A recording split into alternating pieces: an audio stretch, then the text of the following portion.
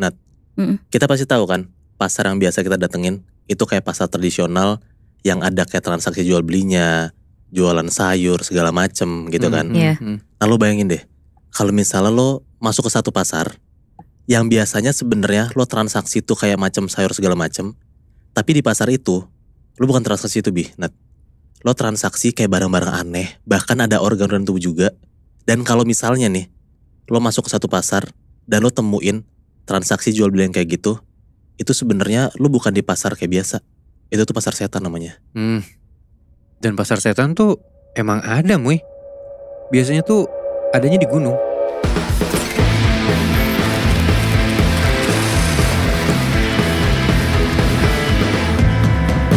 Satu malam, 3 cerita. Diceritakan secara eksklusif Dari catatan Scary Things.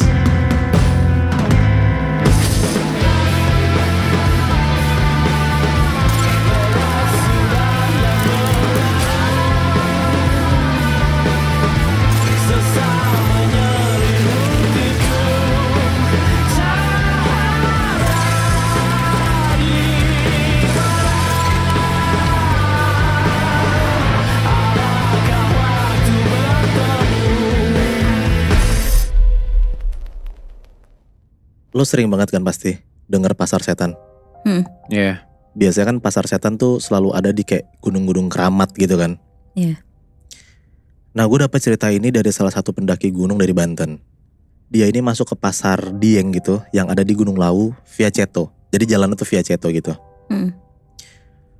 Walau sekarang udah rame nih treknya, tapi kesan angkra tuh masih berasa banget Nat. Yang naik ini pendakinya namanya Farid. Jadi salah satu yang bikin Farid tertarik banget nih buat ngedaki Gunung Lawu itu karena katanya gunung itu tuh sering banget disebut kayak gunung purba gitu loh. Jadi kayak emang udah terkenal banget dan udah lama banget nih gunung nih. Nah Farid barengan sama 4 orang temennya ini ngedaki Gunung Lawu nih. Dari awal pendakian sampai ke pos 2 tuh semua lancar-lancar aja Nat. Cuman dia tuh ngelihat pas banget dia tuh lagi siap-siap ngedaki, berarti masih di bawah nih ya. Dia tuh ngeliat tuh kayak ada cewek baju putih tuh lagi ngeliatin dia dari jauh. Tapi tiba-tiba hilang, terus nongol lagi, hilang lagi gitu loh. Nah Farid nih coba nyuakin aja karena dia mikir kayak selama dia nggak aneh-aneh, selama gue nggak ganggu juga, ya udah aman-aman aja gitu. Yaudah akhirnya selama perjalanan dari pos 1, pos 2 dia juga cuek-cuek aja tuh. Nah pas sampai di pos 3 Gunung Lawu, Farid ini ngelihat lagi nih sosok cewek yang mirip sama cewek yang tadi, yang baju putih tuh, yang di awal dia ngedaki. Iya. Farid ini ngelihat sosok cewek ini pakai baju putih, tapi pas Farid nanya teman-temannya kayak, lo lihat deh di sana, lo ngeliat cewek nggak? Ternyata 3 orang temennya itu tuh nggak lihat sama sekali. Oke. Jadi kayak cuma Farid doang yang ngeliat nih. Ya walaupun si Farid ini ngerasa ada yang ngikutin, karena kan dari pos 1 sampai 3 kan dia ngerasa berarti cewek ini ngikutin mulu dong. Iya. Nah tapi tuh dia kayak tetap ngelanjutin aja lah kayak pendakian dia karena dia mikir ya gue nggak ganggu ini gitu. Pas nyampe di pos 4, Farid nih ngelihat kayak ada sosok tinggi, gede banget. Si sosok ini kayak ngejalan gitu loh, jalan ke satu tempat dan si sosok ini tuh kayak ngebawa palu gede banget gitu. Nah palunya tuh kayak dibawa dipinggul gitu loh, saking gedenya. Oke. Nah untungnya banget sosok tinggi besar ini nggak ngeliat Farid dan dia tuh arahnya tuh kayak lurus gitu loh. Jadi kayak Farid teman-temannya di kanan, nah si sosok ini tuh kayak lurus aja kayak jalan ke satu tempat. Pas udah masuk ke dalam-dalam gitu tiba-tiba hilang. Si sosok gede ini. Dia tuh coba diem aja, dia gak ngebahas sama sekali sama teman-temannya, sampai akhirnya singkat cerita udah malam nih. Pas malam hari ini rombongan Farid ini mutusin buat nginep di jalur pendakian Gunung Lawu, tepatnya di bawah plat pasar Dieng. Mereka ngediriin tenda di situ, nah beres ngurusin tenda, akhirnya mereka tidur dan ada juga beberapa orang yang masih ngerokok di depan. Yang ngerokok ini Farid sama satu temennya namanya Ibnu. Oke. Pas si Farid sama Ibnu lagi ngobrol-ngobrol, sekitar jam 1-an malam tiba-tiba Farid sama Ibnu tuh dengar kayak ada suara alunan musik Jawa gitu Nat, di tengah hutan. Kayak lu bayangin aja deh, masa tengah malam di gunung ada suara orang main musik, nggak mungkin kan? Iya. Nah mereka udah ngerasa kayak anjing nih ada yang nggak beres nih. Pokoknya dia tahu kalau misalnya ini nih mungkin dalam tanda kutip ya ulah makhluk halus yang ada di sana gitu. Karena mereka takut, akhirnya mereka buru-buru masuk ke dalam tendanya lagi. Nah pas Farid lagi berusaha buat nggak takut dan dia nyoba tidur udah di dalam tenda nih, tiba-tiba Farid tuh kebelet pipis. Dia tuh udah bener-bener yang gak bisa nahan banget, kayak udah di ujung banget nih. Jadi daripada dia kasaran dan terkutip kayak ngompol di sana, yang mending gue beraniin diri buat pipis dong gitu. Iya. Akhirnya Farid ngeberanin diri buat buka tendanya. Kayak buat nyari tempat kayak spot yang enak buat buang air kecil gitu. Tapi lu tau gak Bi, Nat? Si Farid tuh kaget banget karena pas dia buka tendanya, situasinya tuh dari yang tadi jam 1 malam berubah 180 derajat jadi terang. Yah. Jadi siang. Tiba-tiba siang gitu. Tiba-tiba aja Bi. Anjir, aneh banget. Nah di situ karena Farid bingung, dia tuh jadi kayak nyoba jalan buat keluar tenda dan ngecek kayak anjing apa gua halu gitu loh. Iya. Pas Farid lihat ke depannya sekitar kayak 10 meter dari tendanya, Farid tuh ngeliat kayak ada pasar rame banget kayak pasar tradisional pada umumnya gitu loh. Ngeliat hal aneh kayak gitu, si Farid langsung mau balik ke tenda tuh karena kan dia udah jalan 10 meter kan. Nah pas banget dia balik badan, tiba-tiba tendanya hilang. Kemana? Gak tahu, hilang aja kayak dia tuh udah berada di tempat yang lain dan bukan di tendanya lagi gitu loh Nat. Tapi maksudnya di area yang sama harusnya tendanya di situ, tapi tendanya nggak ada. Iya, dan ini posisinya siang. Wow. Gila. Harusnya jam 1 malam kan. Iya. Nah Farid di situ posisinya sendirian, tendanya hilang, teman-temannya nggak ada, dia kebingungan harus apa. Sampai pas lagi keadaan bingung kayak gitu, Farid tiba-tiba disamperin kayak sama salah satu orang lah mungkin atau sosok gitu ya, bentukannya tuh kayak Bombo gitu. Bombo itu bilang ke Farid, kenapa kamu ada di sini? Ini bukan dunia kamu. Kamu kok bisa masuk ke sini? Ya Farid di situ juga bingung banget karena pas dia keluar tenda udah berubah kan, tempatnya berubah, situasinya berubah dari malam tiba-tiba siang. Akhirnya dibilang ke Bombo itu kayak dia juga nggak ngerti kenapa dia tiba-tiba ada di situ gitu. Terus pas dia lagi ngobrol sama si Bombo ini, dia nengok kanan kiri. Pas dia nengok ke depan lagi ke arah Bombo itu hilang. Oh. Hilang gitu aja gitu Bi. Nah, akhirnya si Farid nih coba ngeberanin diri dan dia tuh coba ngiterin si pasar itu, coba jalan gitu buat ngecek ada apa gitu kan. Pas di situ, di pasar itu tuh, Farid tuh kaget banget karena dia ngelihat barang dagangan yang jual di sana tuh aneh-aneh. Dia ngeliat ada kayak jadi kan lu bayangin deh, bentukan pasar kan ada kayak meja-meja banyak kanan kiri rame gitu kan. Yang biasa di pasar yang lo lihat tuh di meja itu ayam, sapi, sayuran gitu kan. Tapi Farid di sini ngelihatnya itu tuh tangan, kepala manusia, kaki manusia, pokoknya macem-macem banget Bi. Wah, Hancur Gila. banget lah Aneh dagangan banget. yang dia lihat gitu loh. aneh Iya. banget anjing. Di situ Farid juga ngelihat kayak ada sosok yang lebih nyeremin dibanding waktu pas dia ngeliat awal-awal di Gunung Lawu Bi. Yang si sosok cewek putih itu. Iya. Nah sekarang dia ngelihat kayak ada sosok tinggi banget, gigi taringnya tuh keluar, dan sosok ini tuh lagi melotot ngeliatin si Farid. Aduh. Si sosok ini tuh kayak maksa nawarin Farid buat makan si makanan si sosok ini, dan bentukannya tuh sorry banget kayak kotoran gitu loh. Aduh. Nah si Farid kan takut buat nolak kan, akhirnya dia coba makan tuh. Dia coba makan, pas lagi makan, si sosok yang tinggi gede ini nawarin Farid buat stay di sana, buat tinggal di sana aja. Tapi nawarinnya maksa gitu loh. Maksudnya nggak boleh pergi dari Gak situ. boleh pergi, Maksudnya tinggal di situ. tinggal di pasar itu. Wah gila. Serem banget. Karena Farid udah takut banget, akhirnya tuh dia coba lari dan coba buat ngejauhin si pasar itu. Nah pas si Farid lagi lari nih, lagi mau ngejauhin si pasar ini, tiba-tiba tuh dari kayak kejauhan itu dia denger ada suara kayak burung jalak gading gitu loh. Nah gue gak tahu kenapa tiba-tiba si Farid tuh ngerasa dia tuh harus ngikutin si sumber suara itu, si suara burung ini. Beruntung banget lah pas dia lagi lari ke arah si sumber suara itu, Farid tuh ketemu kayak dalam tanda kutip ya, sosok makhluk halus yang baik. Oke. Nah sosok makhluk halus ini bentukannya kayak cewek baju putih yang persis banget dia lihat waktu pas awal-awal. Nah si sosok ini langsung nyamperin si Farid dan dia bilang lah kalau dia itu mau ngembaliin Farid ke dunia nyata. Si Farid langsung ngiyain tuh omongan si sosok ini karena dia mikir daripada gue nyangkut di pasar ini mending gue ngikutin si omongan si sosok ini kan. Iya. Farid langsung disuruh merem tuh sama si sosok ini sampai sekitar 1 menitan. Pas Farid buka matanya, dia tuh ngeliat di depan dia akhirnya ada tendanya lagi. Dan dia lihat juga kalau misalnya ternyata situasinya tuh udah sepi dan udah gelap. Kayak kasaran tuh dalam tanda kutip dia udah balik ke kondisi dia yang seharusnya dia di situ gitu. Iya. Ya. Farid langsung tuh buru-buru masuk ke tenda. Dan pas dia masuk tenda dia ngeliat ada teman-temannya tapi teman-temannya lagi tidur. Kayak teman-temannya tuh gak ngerasa ada yang aneh gitu loh. Baik-baik aja cuma Farid doang ngerasa kayak gitu. Nah tiba-tiba mungkin karena emang ada situasi yang kayak gitu dan dia habis makan makanan yang aneh, si Farid tuh langsung kayak ngerasa mual dan kayak pengen muntah-muntah gitu lebih. Nah, karena di situ Farid juga ngerasa nggak enak dan dia harus tidur. Akhirnya tuh dia langsung minum air putih dan dia coba minum obat-obatan yang dia bawa tuh dari kotanya dia. Ya udahlah akhirnya si Farid bisa tidur. Dan paginya pas Farid sama teman-temannya bangun, mereka tuh langsung lanjut lagi tuh ngedaki dan akhirnya singkat cerita Farid udah beres tuh ngedaki dan dia udah turun ke arah pendakian pulangnya itu. Pas udah turun dari pendakian itu akhirnya si Farid beranilah ngomong ke teman-temannya, dia cerita ke teman-temannya kalau misalnya selama di gunung itu dia tuh masuk ke satu tempat aneh yang mungkin tuh biasa disebut pasar setan. Wow. Cuman perkara dia pengen pipis doang ya. Nah, gue nggak tahu Bi sebenarnya kenapa tiba-tiba dia doang yang masuk ke pasar setan kan? Karena teman-temannya kan baik-baik aja. Iya. Nah, gue juga nggak tahu juga dari awal kenapa yang bisa ngelihat sosok makhluk halus ini cuma Farid doang. Mungkin menurut gue ya, mungkin si Farid tuh apes aja gitu loh. Iya. Kayaknya yang tadinya kita pikir makhluk halus yang jahat tuh si cewek, sosok cewek berbaju putih, ternyata enggak ya. Iya, ternyata dia yang Dia baik. kayaknya penyelamat ya kayaknya ya. Gila, gak kebayang sih jadi Farid yang harus kejebak di pasar setan kayak gitu. Pasti nakutin banget gak sih? Asli. Apalagi tadi lo bilang kan Moy, dia tuh sempat ditawarin sosok kayak kotoran gitu ya. Iya, dia tuh harus makan kotoran itu gitu loh. Iya, sampai dia kayak mual terus pengen muntah-muntah kan. Itu kayak gejala asam lambung gak sih? Nah, gue aja ya punya asam lambung. Gue tuh berusaha mungkin ngejaga makanan gue. Kayak gak mau makan yang berlemak, berminyak, apalagi yang bersantan. Nah, sama kayak gue Nat, Bi. Kan gue kan punya GERD kan. Di saat GERD gue kambuh, gue tuh ngerasa kayak itu chaos banget. Sama kayak Farid. Kan Farid bilang kayak dia pengen muntah-muntah, dia mual gitu kan. Itu setiap gue ngerasa GERD, yang gue rasain tuh sama kayak Farid, gak enakan banget. Nah, Nat, Moy.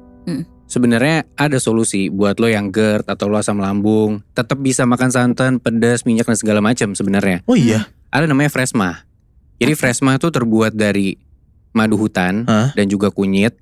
Ya manfaatnya banyak lah, lu browsing aja kali ya. Tapi intinya ini bisa jadi solusi buat lo yang pengen makan pedas, minyak dan segala macam. Jadi aman banget kalau lo minum Fresma ini. Oh, kalau misalnya gue pengen minum Fresma, gue dapet di mana Bi? Enaknya beli di mana gitu? Gampang, lu tinggal ke marketplace officialnya Fresma. Atau lu ke apotek bisa, ke toko herbal juga bisa. Oh ada? Ada. Gue inget tuh Freshma, gue udah pernah nyobain microsite-nya. Nah itu tuh bisa buat ngatasin teror lambung kita. Oh. Teror? Teror apa Nat? Ngeceknya di mana? Nah Muy, lo klik aja tuh langsung kenaliterormu.com. Oke. Nanti abis itu lo bisa tahu tuh hasilnya apa, kabarin ke gue ya. Terus nanti lo bisa upload tuh hasilnya ke Instagram @freshma.id. Oh, kalau misalnya gue ngupload, ada hadiahnya gitu nggak? Ada banget, jadi nanti lo bisa dapet merchandise eksklusif. Oh gitu? Ih, mau deh gue. Lu coba ntar ya. Kita lanjutin cerita dulu kali ya. Oke, boleh.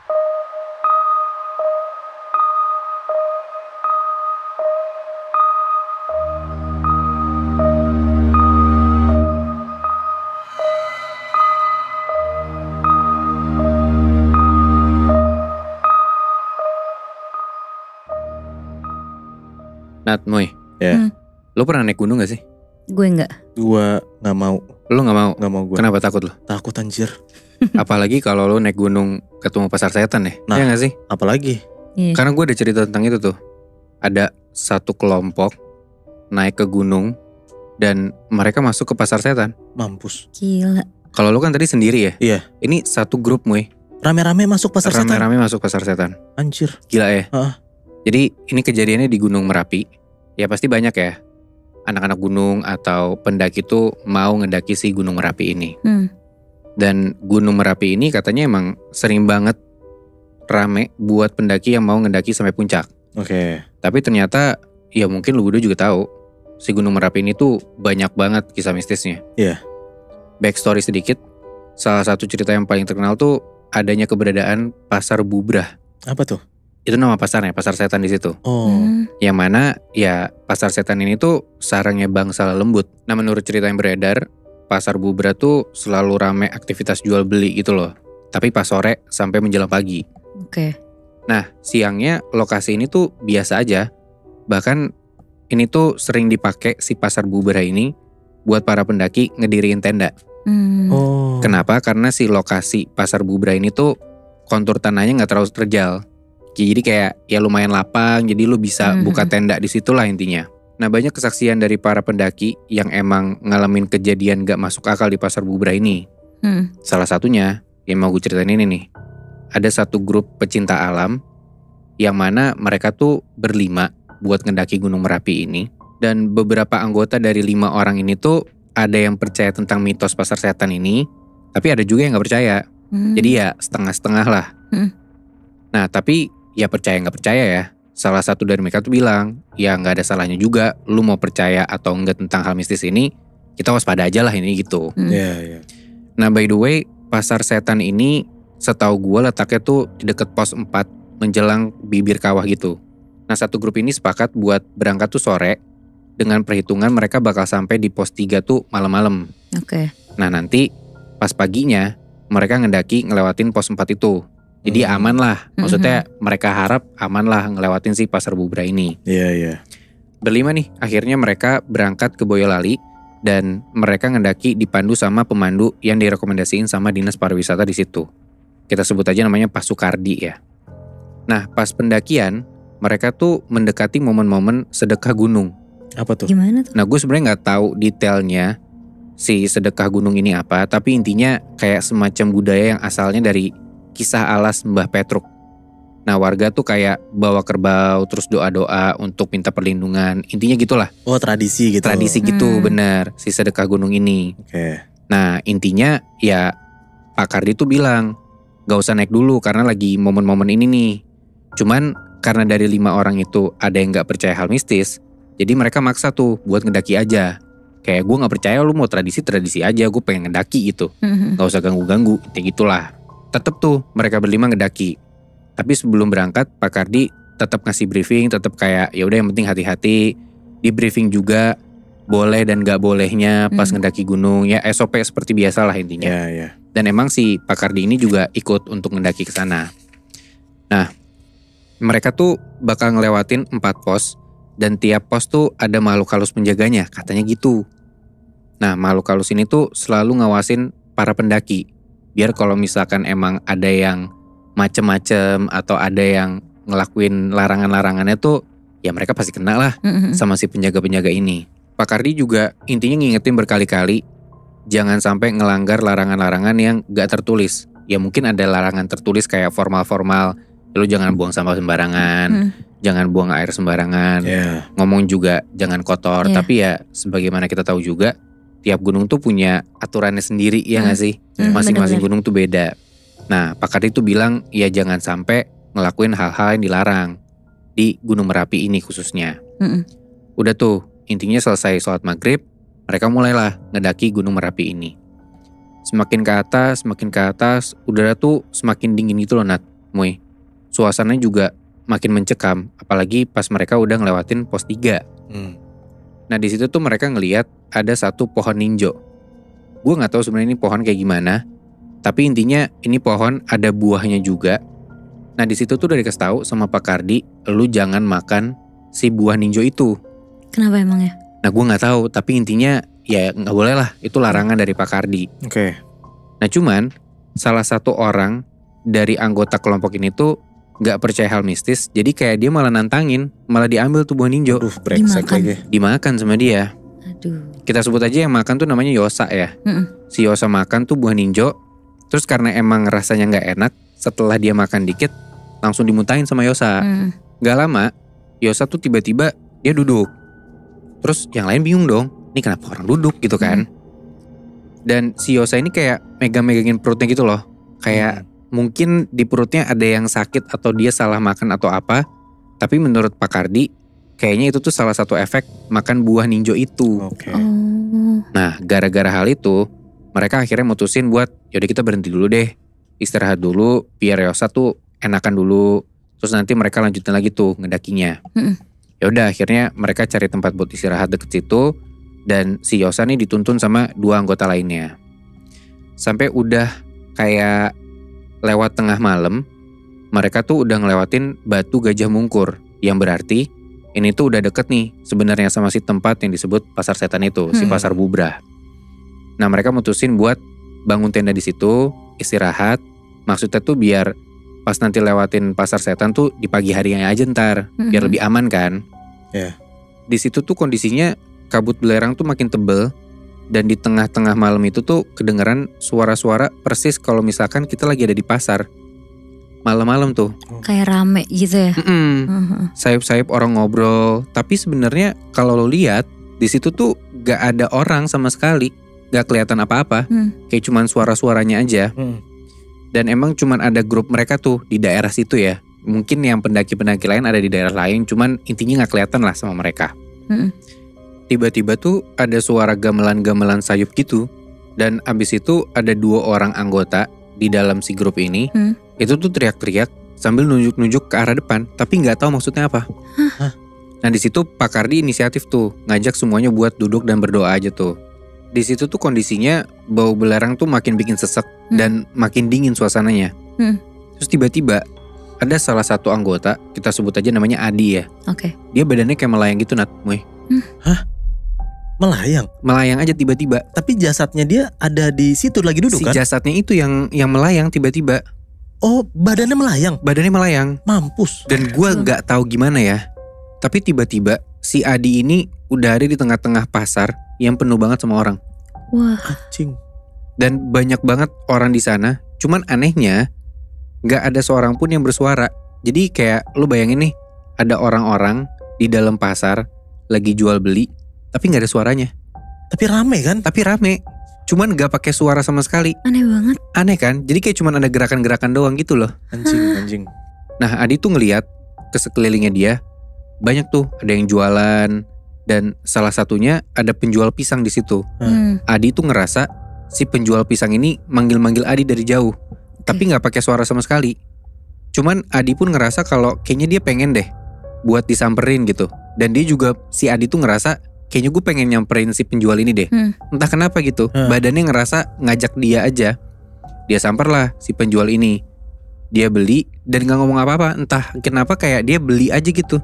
Terus di situ Adi tuh juga ngeliat ada temennya dia di sana, si Yosa yang tadi makan buah ninjo itu. Yosa tuh kelihatan kayak ada di sebuah lapak satu pasar itu. Terus dia ditawarin makanan. Si Yosa beli makanan entah apa, Adi juga gak ngeliat jelas karena dari jauh. Udah tuh Adi terus jalan-jalan, dia keliling-keliling, dia ngeliat rame lah pasar ini. Cuman entah kenapa orang-orang di sana tuh transaksi jual belinya kayak pakai bahasa isyarat gitu loh. Aneh kan bentukannya? Aneh banget anjir. Iya. Lama tuh Adi keliling-keliling, terus dia juga pisah sama teman-teman yang lain, kayak cuman sendiri aja. Nah gak lama Adi ini ngeliat dari kejauhan kayak ada kereta kencana gitu loh. Jadi kayak ada kuda, terus ada yang ngendarain, terus di dalamnya kayak belakangnya kayak ada kereta kencana gitu. Dan yang ngendarain tuh sosok orang tua pakai jubah dan berjenggot. Oke. Tiba-tiba dia masuk ke dalam pasar itu. Dan pas sampai di depan Adi, ternyata sosok ini tuh di dalam jubahnya itu dia kayak pakai seragam abdi keraton gitu. Dan dia ngebawa Adi masuk ke dalam kereta yang di belakangnya dia ini, si kereta kencana itu. Udah tuh Adi masuk ke dalam, dan ternyata di dalam si kereta ini udah ada 3 teman Adi yang lain. Jadi kan dia berlima tuh. Si Yosa ada di pasar itu kan. Nah 3 teman Adi yang lain itu udah ada di dalam kereta itu. Tiba-tiba Adi bingung dong, kenapa bisa teman-teman gue di situ kan? Dan makin bingungnya lagi, mereka berempat itu dibawa keluar pasar sampai ke satu gubuk kecil gitu. Dan di dalam gubuk ini mereka tuh dikelilingin sama sosok-sosok manusia, tapi mukanya pucet semua. Serem banget. Bener-bener kayak pucet, bukan orang sehat gitu loh. Nah Adi ini makin ngerasa aneh, kayak wah Masya Allah, gue udah masuk ke dalam alamnya para makhluk halus nih, gue harus keluar dari sini. Dia sadar gitu. Akhirnya Adi dan teman-temannya tuh lari. Mereka kabur keluar dari gubuk itu. Mereka lari kenceng banget sampai mereka nih dikejar sama penduduk-penduduk yang mukanya pucat itu. Dikejar jadi kayak zombie apokalips gitu loh. Dan di tengah kepanikan gitu, Adi tuh baca doa. Dia baca ayat-ayat Al-Quran buat ngusir setan lah. Sampai Adi tuh teriak Allahu Akbar 3 kali. Dan abis itu tiba-tiba Adi pingsan gitu aja. Nah begitu udah bangun nih, tiba-tiba Adi tuh udah ada di pos 3 aja. Dan yang ada di sebelahnya Adi itu ada satu temennya yang ikutan lari tadi. Cuman masih terkapar gitu aja, kayak temennya tiduran gitu. Sedangkan Adi udah bangun nih. Dan di sekeliling Adi dia ngeliat ada Pak Kardi dan beberapa tim SAR ada di sekitar dia situ. Adi nanya ke Pak Kardi, "Pak, teman-teman saya lain di mana?" Pak Kardi bilang, "Tuh 2 teman kamu yang lain tuh ditemuin ada di bawah bibir kawah." Tiba-tiba aja kayak beda tempat jauh banget gitu. Dan Pak Kardi bilang, "Kalau kita terlambat dikit aja, entah gak tahu tuh teman kamu nasibnya gimana." Sedangkan si Yosa itu hilang, masih belum ketemu. Waduh. Mungkin karena dia makan buah ninjo itu kali ya. Dan menurut Pak Kardi, Yosa tuh diambil sama Mbah Kiai Petruk yang nunggu pasar setan itu. Gila. Dan si Yosa ini baru 3 hari kemudian ditemuin sama tim SAR dengan keadaan tuh si Yosa ini lemah banget. Tapi untungnya langsung tuh dia dapat perawatan intens. Anjir. Berarti karena makan buah itu si Yosa jadi kayak dalam tanda kutip ya diselamatin sama orang-orang tuh beda sendiri ya? Iya, dan ya kena batunya itu dia 3 hari diculik atau diilangin gitu loh, Moy. Gila, gue gak kebayang sih. Yang tadi cerita gue kan pindah ke pasar setannya sendiri. Lu rame-rame anjir. Itu dia, makanya parah banget kan. Asli. Lagian parah juga ya si Yosa. Sosokan makan buah ninja gitu padahal dilarang. Sampai sakit gitu kan perutnya dia. Terus sampai harus dituntun sama teman-temannya lagi. Iya sih, benar. Gue aja pas asam lambung kambuh tuh sampai gak bisa ngapa-ngapain loh. Kayak perutnya sakit, terus dadanya sesek. Sampai harus dibawa ke rumah sakit gitu loh buat berobat. Gak kebayang kan Nat. Jadi Yosa tuh karena dia tuh 3 hari kejebak di satu tempat yang aneh banget. Dan gue tuh ngerasa kayak waktu pas GERD gue kambuh aja, itu tuh parah banget buat gue. Sampai yang gue rasain tuh sama kayak si Yosa tuh. Dia kan kayak pengen muntah-muntah dan gila gitu kan. Nah sama halnya kayak gue. Waktu pas gue ngerasain GERD itu tuh rasa sakit gue tuh sampai berhari-hari. Emang parah sih. Dan cerita si pasar setan Bubrah ini tuh emang udah terkenal banget Natmoy. Ya lu bisa carilah, banyak juga orang yang emang hilang di situ. Dan lu nih, lu asam lambung, lu GERD, ya lu juga gak sendirian. Banyak juga yang ngalamin itu gitu loh. Dan buat antisipasi itu, ya bisa aja sebenarnya lu tinggal minum Fresma. Ini tuh gabungan antara madu hutan dan juga kunyit. Jadi ini tuh solusi banget buat lo yang suka asam lambung, lo yang GERD. Lo suka minum kopi kan? Lo juga kalau makan buka puasa tuh gorengan kan, Moy? Ini sebenarnya solusi banget. Lo tinggal minum rutin aja sebenarnya. Dan gampang, belinya cuma tinggal di official marketplace-nya si Fresma ini. Lo ke apotek juga ada, lo ke toko herbal juga ada. Nah, lo berdua udah visit microsite kenaliterormu.com belum? Belum lagi gue. Nah, Moy, di situ lo bisa tahu jenis teror gangguan lambung lo tuh kayak gimana. Nah, kalau lo udah tahu, lo langsung upload ke Instagram story, terus lo tag ke @fresma.id. Itu lo bisa dapetin merchandise lo, Moy. Oh, kalau misalnya gue nge-tag ke sana, gue dapet eksklusif merchandise pack-nya. Iya. Gue cobain kali ya. Boleh. Tapi nanti ya, kita lanjut cerita dulu. Lo kan sekarang. Ya, betul.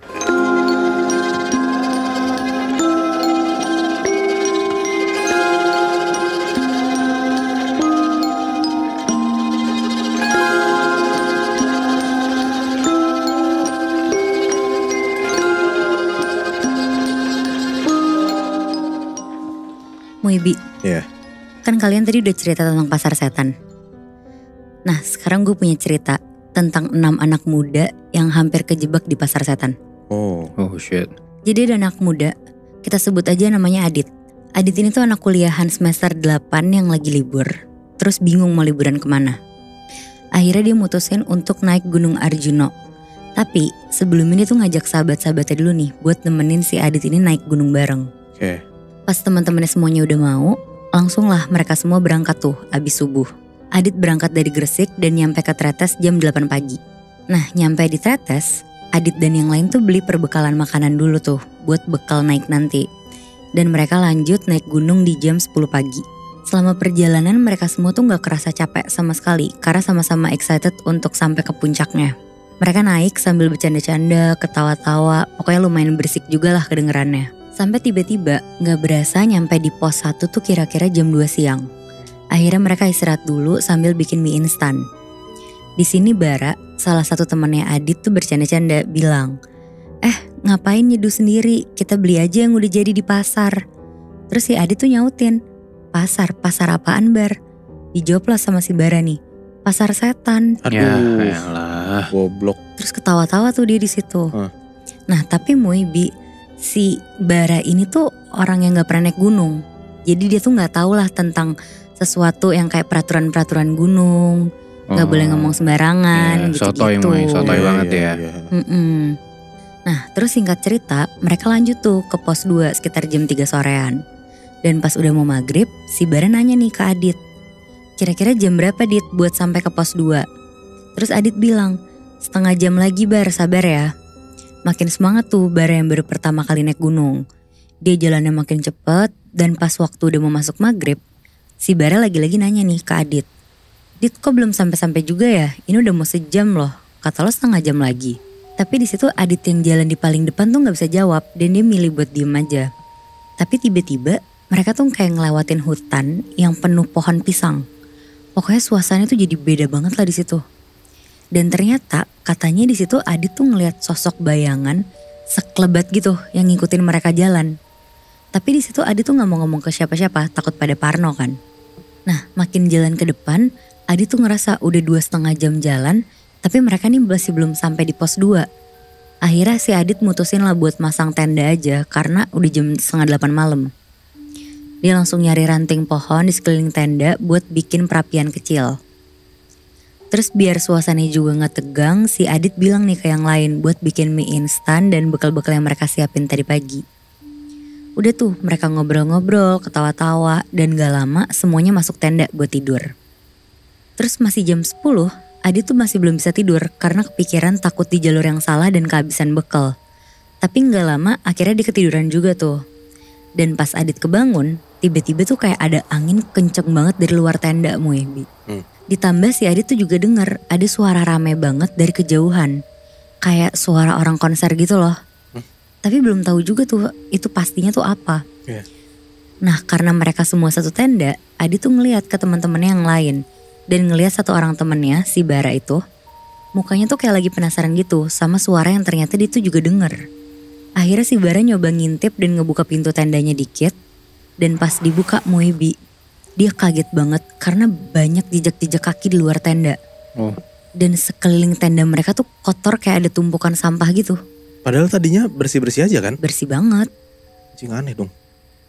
Nah makanya tuh terus pas ngeliat itu, si Bara langsung ngeliat jam tuh. Dan pas dia ngeliat ternyata itu tuh jam 3 pagi. Nah karena si Bara aus banget, dia mau ngambil minum tapi pas dicek tuh ternyata persediaan air mereka tinggal dikit. Jadi si Bara mikir, tadi dia tuh inget kayak ngeliat sumber air gitu di belakang tenda mereka. Akhirnya langsung tuh Bara jalan sendirian, cuma bermodalkan senter dan botol air yang gede banget buat diisi. Terus akhirnya dia jalan lah. Dan pas dia lagi jalan, tiba-tiba dia tuh kayak ngeliat keramaian gitu loh dari jauh. Terus si Bara tuh langsung lah nyamperin ke arah keramaian itu. Terus pas dia sampai di sana, Bara tuh ngeliat banyak orang jalan, tapi mukanya tuh pucet semua.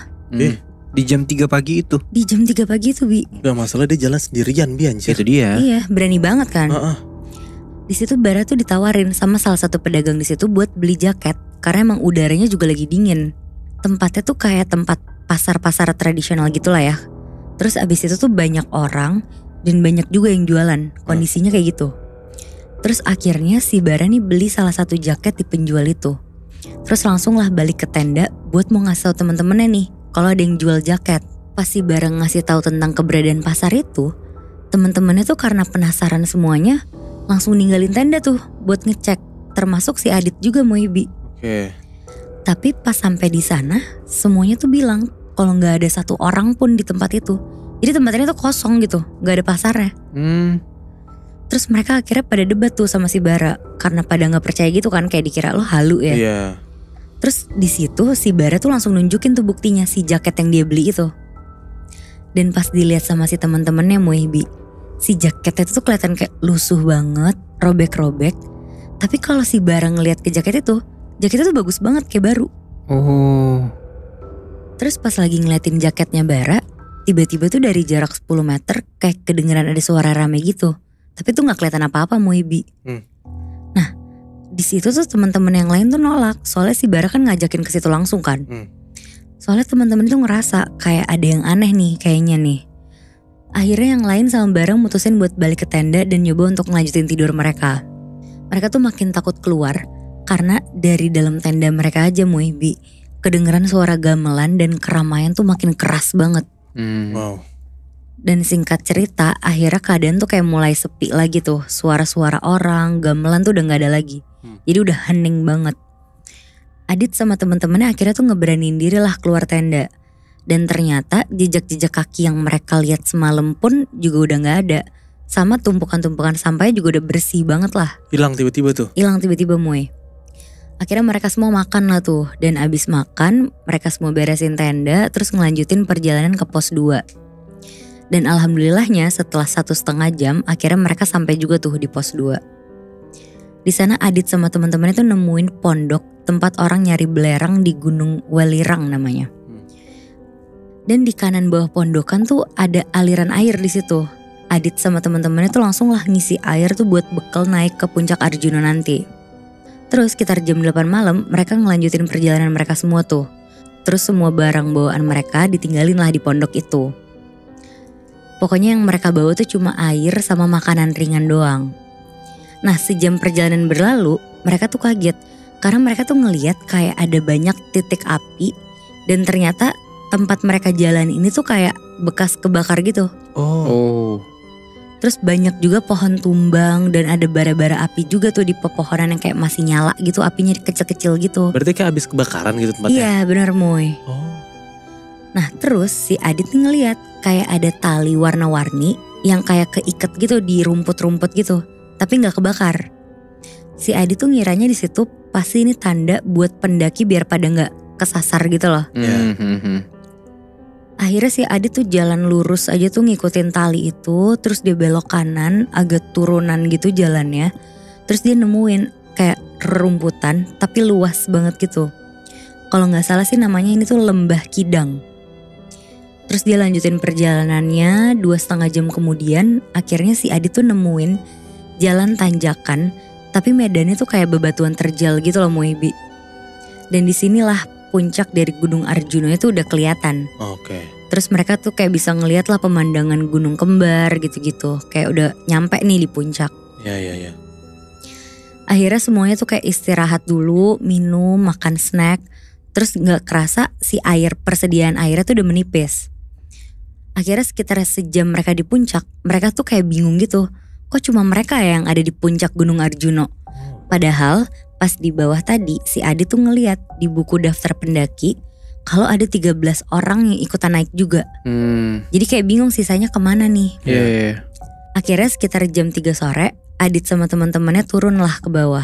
Mereka mulai ngerasa capek tuh. Teman-teman yang lainnya juga udah pada mulai berhenti dan kayak duduk di batu-batuan gitu karena udah kecapean banget. Akhirnya mereka mutusin buat nyoba jalan pelan-pelan aja. Tapi di situ Adit tuh kayak ngerasa aneh gitu. Mereka kan berenam ya total. Tapi Adit tuh kayak ngelihat ada satu orang lagi di belakangnya mereka. Wah. Jadi bertujuh. Tapi pas si Adit negesin matanya lagi, ternyata dia tuh kayak cuma salah lihat doang. Tetap berenam. Nah lanjut kayak hari udah mulai gelap. Mereka cepet-cepet tuh ambil barang-barang mereka di pondokan tadi. Terus langsung lah jalan menuju pos 1. Di pos 1 mereka ketemu sama perempuan kira-kira umurnya tuh 20 tahunan sendirian. Perempuan ini tuh kayak pakai celana olahraga sama jaket gitu. Terus pas Adit nyamperin perempuan ini dan nanya dia siapa, dia bilang kalau dia tuh anak pemilik kedai pos 1 yang lagi nunggu ibunya yang masih jalan di bawah. Tapi Adit sama teman-temannya tuh gak ngerasa curiga apa-apa. Terus langsung lah lanjut ngisi air lagi di pos 1. Setelah semua botol keisi penuh, mereka lanjut lagi tuh ke perjalanan. Buat turun kan? Buat turun. Tapi Muibi sebelum jalan turun, Bara tuh nanya ke perempuan ini. Kayak mau ditemenin gak sampai ibunya datang? Tapi dijawab nih sama si perempuannya. Iya gak apa-apa kalau mau nemenin. Terus akhirnya ditemenin lah sama mereka semua. Dan kira-kira kayak udah jam 8 malam, ibunya nih masih belum muncul juga. Buset. Si Bara nanyain lah ke perempuan ini. Kok gak datang-datang ibunya? Tapi si perempuan ini tuh anehnya ngeliatnya ke arah bawah doang loh sambil duduk di meja makan gitu. Kayak bener-bener nunduk doang aja. Terus si Bara ngomong nih ke teman-teman yang lain. Ini mah gak beres nih, udah kita jalan aja ke bawah, kita tinggalin aja. Terus akhirnya semuanya bener-bener ninggalin si perempuan ini. Mereka semua tuh jalan lah lanjut ke bawah. Kayak kira-kira udah sejam. Mereka tuh masih gak ketemu ibu yang dimaksud dari perempuan yang tadi loh.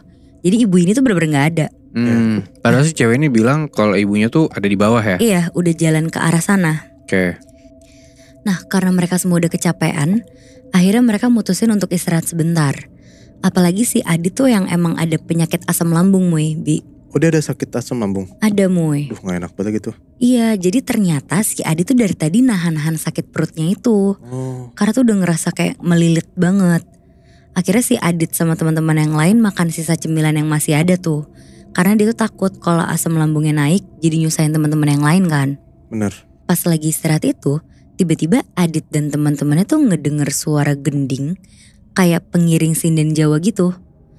Tapi dengarnya tuh kayak dari kejauhan gitu. Padahal ini tuh jauh dari pemukiman warga. Akhirnya karena takut mereka bergegas tuh buat langsung turun. Dan kali ini langkah kaki mereka tuh dipercepat lagi. Akhirnya 1,5 jam kemudian mereka sampai juga nih di bawah. Di base camp pendaftaran. Terus akhirnya si Bara langsung nih Muibi nyeritain kejadian di pos 1 tadi ke penjaga campnya. Dan mereka tuh kaget banget.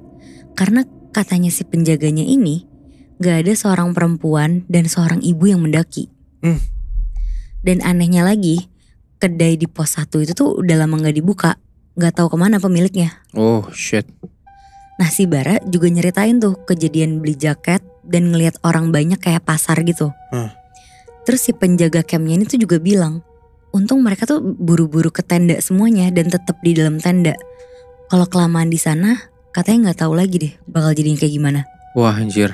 Gak masalahnya kalau misalnya mungkin ya, kalau misalnya yang dicerita lo tuh semua pergi, bakal kayak cerita gue sama si Abi, Nat. Iya betul. Yang nyangkut ke pasar setan kan, Bi? Iya benar sih.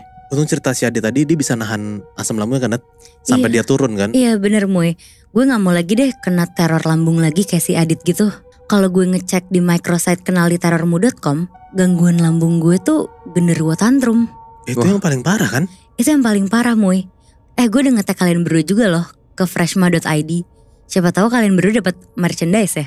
Lu udah nge-tag? Udah, coba cek deh. Gue lihat ya. Tapi emang biar gak kayak Adit ya, kita tuh perlu banget sih buat rutin konsumsi si Freshma ini. Karena si Freshma ini tuh kombinasi antara madu hutan sama kunyit yang emang bagus banget manfaatnya buat lambung. Ya lu googling aja lah, manfaatnya emang banyak banget gitu.